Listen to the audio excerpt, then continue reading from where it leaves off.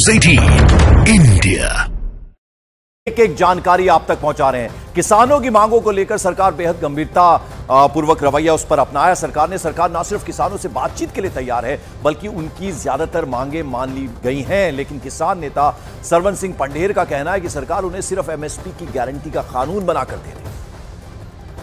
जिस बात के लिए वो कह रहे हैं उसके लिए यह समझना ऐसे संगठनों के लिए जरूरी है कि कोई भी इस तरह का जब भी कानून बनाने की बात होती है तो उसमें एक पद्धति अपनाई जाती है, पद्धति होती है जिस पद्धति के आधार पर दोनों को समझना पड़ता है कि इसके अनुकूल प्रतिकूल विषय क्या क्या हैं जिसे ध्यान में रखना चाहिए। कोई ऐसा समस्या नहीं है जिसको बातचीत के जरिए सुलझा नहीं सकते हैं।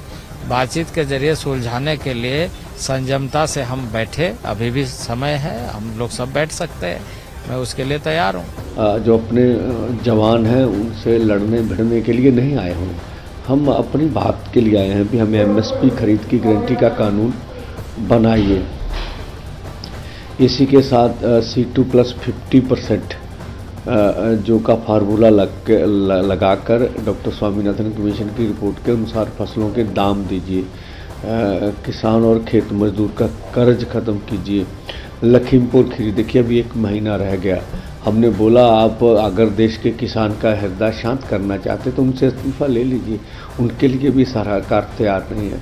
दूसरी सभी केस वापस लेने हैं, बिजली संशोधन बिल है और पोल्यूशन एक्ट से किसान को निकालना, फसली बीमा योजना है जिससे अपने बलदम पर सरकार करे, नरेगा है, मजदूर की 200 दिन 700 रुपये दिहाड़ी है, विश्व व्यापार संस्था से भारत 11 मेंबरी जो सूत्री ये मांग पत्र है।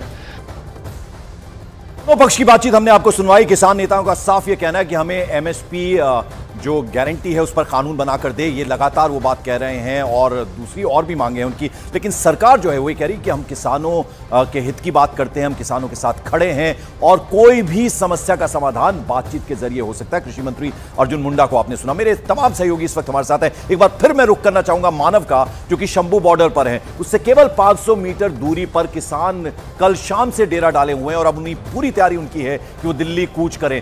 मानव, इस वक्त क्या ताजा तस्वीरें आप दिखा पाएंगे? पंकज देखिए, शंभू टोल प्लाजा और जहां पर किसानों की एक तरीके से जो ट्रैक्टर ट्रॉलियां खड़ी हुई थी उसके बीच अब दूरी इसलिए पट गई है क्योंकि किसानों की संख्या इतनी ज्यादा हो गई है कि जो गैप था वो पूरी तरीके से भर चुका है। यानी जो करीब 500 मीटर का दायरा हम बता रहे हैं कि जहां से दूरी है हरियाणा पुलिस और किसानों के बीच, वो अब लगातार कम होती जा रही है। आपको आगे तक तस्वीरें दिखाएंगे युगल, देखिए दूर तक जहां तक आपकी नजर जाएगी वो पुल जो कि घग्गर नदी के ऊपर बना हुआ है उसके ऊपर भी किसान अब पहुंच चुके हैं और अपना किसान संगठन का झंडा है वो यहाँ पर लहरा रहे हैं और एक तरीके से उनके हाथ में लाठियां भी मैं देख पा रहा हूँ, गमछे हैं उनके पास, गमछे गीले किए हुए हैं क्योंकि आंसू गैस के गोले छोड़े जाएंगे तो उससे बचा जा सके। मानव, ये इंतजार किस बात का कर रहे हैं? यानी कोई डायरेक्शन इन्हें मिलती है, निर्देश मिलता है तब ये एक साथ आगे एक मॉब की तरह बढ़ते हैं? कैसे इनकी स्ट्रेटेजी बनी है उस बारे में अगर आप कुछ बता पाए।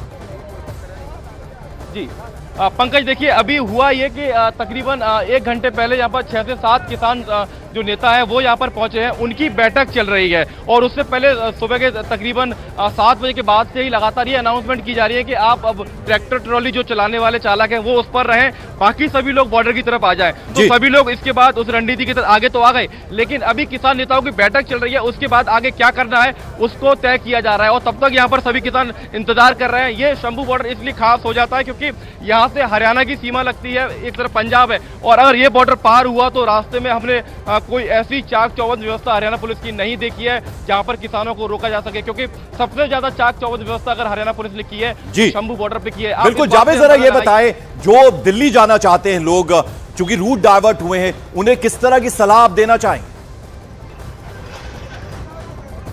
देखिए, आज ये हम सलाह दे सकते हैं कि अगर कोई इस NH9 के जरिए वेस्टर्न यूपी या गाजियाबाद से दिल्ली आना चाहता है तो आ सकता है। अब मैं आपको सड़क की तस्वीर दिखाना चाहूँगा। आपको इस सड़क को देखकर बिल्कुल ऐसा लगेगा कि ये सामान्य है और कोई दिक्कत वाली बात आज कम से कम नहीं है, लेकिन यहाँ पर जो व्यवस्थाएं हैं वो अभी बनी हुई है, एहतियातन यहाँ पर बनी हुई है। हम बार बार ये बात बता रहे हैं क्योंकि ये भी एक महत्वपूर्ण मोर्चा किसानों के लिए रहा है, तो पुलिस ने एहतियातन यहाँ पूरे इंतजाम किए हैं। आप तस्वीरों में देखेंगे ये एक्सप्रेसवे की लेन है, दिल्ली मेरठ एक्सप्रेसवे की, वहाँ की तस्वीर हम आपको दिखा रहे हैं। हालांकि यहाँ पर देखिए कंटेनर भी यहाँ पर एहतियातन खड़े किए गए हैं कि अगर जरूरत पड़ी तो पूरी तरह से रोड को ब्लॉक कर दिया जाए। तो पूरी तैयारी यहाँ पर की गई है, दोनों तरफ की गई है। और ये चूंकि 14 लेन एक्सप्रेसवे है, जो नीचे की लेन है वो पूरी तरह से बंद कर दी गई है, तो ट्रैफिक जो है वो ऊपर की तरफ बिल्कुल, कम से कम ये राहत की बात है जो जावेद बता रहे हैं कि आज कम से कम ट्रैफिक जो है वो अपनी गति से चल रहा है। यानी जो दिल्ली जाना चाहें या फिर जो दिल्ली से गाजियाबाद की तरफ से आ रहे हैं,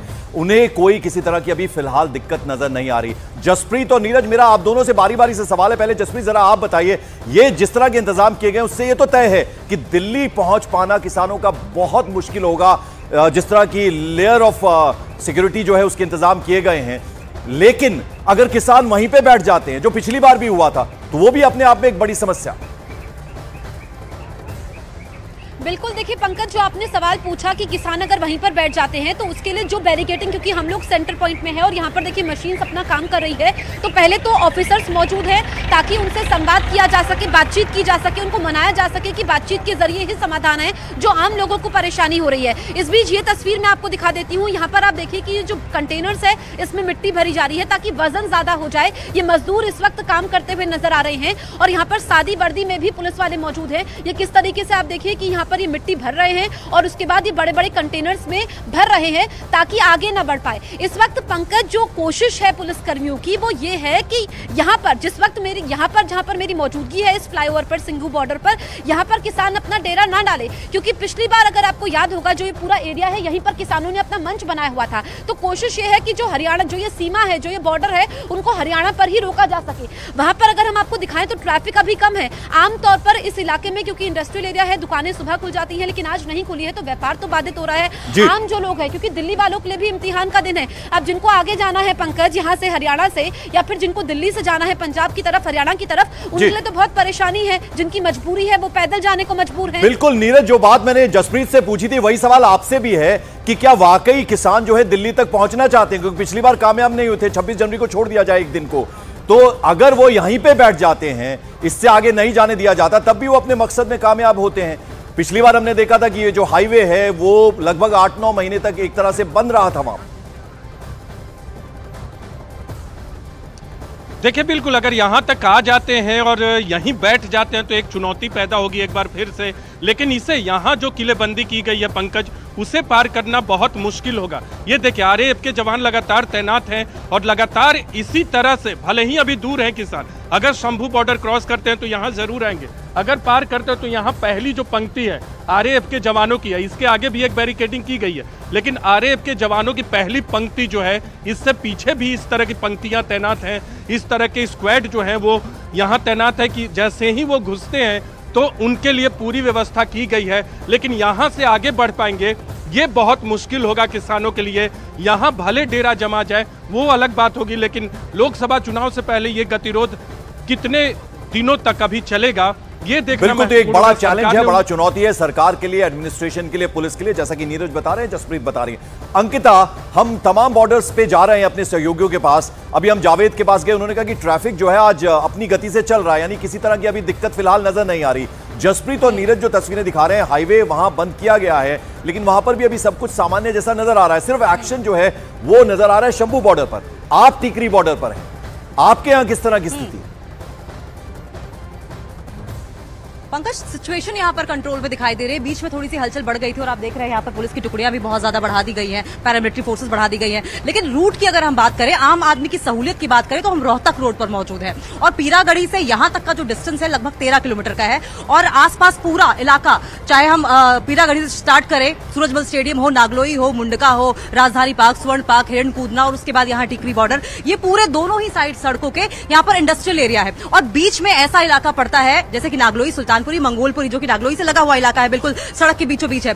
ऐसे में समस्या, पहली बात तो किसानों को यहाँ पहुंचना नामुमकिन है, लेकिन अगर खुदा न खास्ता यहाँ पर किसान पहुंच जाते हैं तो सेंसिटिव एरिया माना जाता है वो, और सिचुएशन और ज्यादा बिगड़ सकती है। इसी के मद्देनजर सिक्योरिटी को और ज्यादा टाइट किया गया है। लेकिन रूट डाइवर्ट करने की हम बात कर रहे हैं। ये रोहतक रोड को काफी हद तक बहादुरगढ़ तक ब्लॉक किया गया है, टिकरी बॉर्डर पूरी तरीके से ब्लॉक है। और ऐसे में अब लोग कंझावला होते हुए, करावला होते हुए, रोहिणी सेक्टर 22 बेगमपुर होते हुए, फिर बाईपास से होते हुए, करनाल बाईपास से होते हुए वो मेन दिल्ली में एंटर कर पाएंगे। तो हालात इस तरीके के हैं और यही वजह है कि जो आम इंसान है वो तो परेशान है ही, क्योंकि इंडस्ट्रियल इलाका है ये। ऐसे में जो मजदूर वर्ग है वो सबसे ज्यादा प्रभावित हो रहा है। अगर आपको मैं यहाँ पर दिखाऊं तो देखिए, चारों तरफ अगर आप देखेंगे तो यहाँ पर पुलिस की टुकड़ियां और ज्यादा बढ़ गई हैं। महिला पुलिस भी यहाँ पर अब बढ़ती हुई दिखाई दे रही है, महिला पुलिस की भी तैनाती कर दी गई है। सवाल इसी बात का है कि अगर किसान यहाँ पर आते हैं तो किस तरीके से कंट्रोल किया जाएगा। हालांकि अच्छी बात यह है कि जिस तरीके से शंभू बॉर्डर पर हालात बने हुए हैं, यहाँ पर कम से कम ऐसे हालात नहीं दिखाई दे रहे हैं। पूरी तरीके से सिचुएशन कंट्रोल में दिखाई दे रही है और हर तरह के इंतजाम किए गए हैं। पंकज, क्यूआरटी हो, स्वाट की गाड़ी हो यहाँ पर, चाहे वज्रवाहन यहाँ पर हो, तमाम तरह की barricading, multiple layer of barricading की गई है और सीमेंट यहाँ पर लगाए गए हैं, जिससे कि वो जो बैरिकेडिंग है उसके बॉन्ड को और ज्यादा स्ट्रॉन्ग किया जा सके। लगातार आप मेरे पीछे देखेंगे किस तरीके से आरएफ की जो पूरी टुकड़ी यहाँ पर मौजूद है। और इस तरीके से जब हम सुबह सुबह आए थे तब पुलिस की 8 टुकड़ियां मौजूद थी और उसके बाद तो न जाने कितनी ऐसी टुकड़ियां हैं जो यहाँ पर पहुंच चुकी है, जिसका साफ तौर पर मतलब यह है कि किसी भी तरह की कोई भी हलचल होती है तो यहाँ पर एक्शन देखने को मिल सकता है। लेकिन उससे पहले ही कहते हैं कि prevention is better than cure. किसी भी तरह के हालात बिगड़े उससे पहले तैयारी पूरी मुस्तैद पुलिस की ओर से, प्रशासन की ओर से कर ली गई है। पंकज, बिल्कुल। जसप्रीत और नीरज, आपसे ही मेरा सवाल है, यानी जिन लोगों को दिल्ली से चंडीगढ़ जाना है या जो चंडीगढ़ से दिल्ली आएंगे, उन्हें किस तरह की दिक्कत पेश आ सकती है? क्योंकि हाईवे है और ये हाईवे कनेक्ट करता है चंडीगढ़ को दिल्ली से, तो उनको किस तरह की सलाह देना चाहेंगे? जसप्रीत, पहले तो जरा आप बताएं। बिल्कुल पंकज, सलाह मेरी यही है कि अगर बहुत ज़रूरी ना हो तो वो अपना दौरा रद्द कर दें। अब ज़रूरी है, अगर पहुंचना ही है, चंडीगढ़ जाना ही है, कोई काम है, कोई मजबूरी है, तो फिर कैसे जाएं। अब ये पंकज, जो मेरे सहयोगी विकास आपको दिखा रहे हैं, ये फ्लाईओवर है, ये तो पूरी तरीके से बंद है। तो आप जब दिल्ली से अगर आप आ रहे हैं या नोएडा से आ रहे हैं तो यहाँ पर जब आप पहुँचेंगे तो उसके बाद वो देखिए वहाँ पर आगे बोर्ड है वेलकम टू हरियाणा। तो यानी कि नीचे से, क्योंकि हम लोग फ्लाईओवर पर मौजूद हैं, नीचे थोड़ा 1 से 1.5 किलोमीटर पैदल चलना होगा। ये थोड़ा सा आसान रास्ता हो जाता है क्योंकि वैकल्पिक व्यवस्था भी की गई है। टूर यहाँ पर डाइवर्ट, यहाँ पर जो है वैकल्पिक व्यवस्था है कि पीछे से संकरी गलियों से जाना होगा, वो थोड़ा लंबा पड़ेगा, लेकिन फिर आपको पैदल, थोड़ा विकास आप आगे आइए क्योंकि ये फ्लाईओवर है, उस तरफ थोड़ा सा 1 से 1.5 किलोमीटर आगे पंकज पैदल चलना होगा। उसके बाद वहां पर अगर बिल्कुल जसप्रीत, लगातार हम आपसे बात करते रहेंगे क्योंकि अभी स्थिति जैसे जैसे बनेगी हम आपके पास अपडेट के लिए आएंगे। फिलहाल जसप्रीत आपका, नीरज आपका, मानव, अंकिता, जावेद, आप सभी का फिलहाल बहुत बहुत शुक्रिया। जैसे ही कोई और अपडेट आता है आपके पास, हम आपके पास वापस लौटेंगे। तो न्यूज़ 18 इंडिया, देश का नंबर 1 चैनल, किसान आंदोलन से जुड़ी एक